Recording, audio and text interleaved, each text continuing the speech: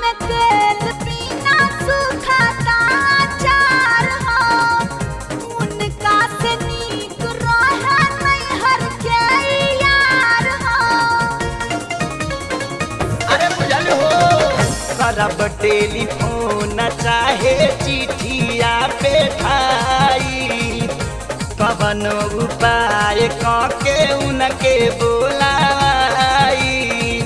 हमरा मन बिगड़ी ना जाके छूटा चोरब सैयारब गलना। उनका रहत बोला कैसे छूटा जाके चरबू, भैया जल्दी अइहे ना, तो भैया जल्दी अइहे ना, तुसे जे पड़ौन के संगे लड़बू, भैया जल्दी अइहे ना,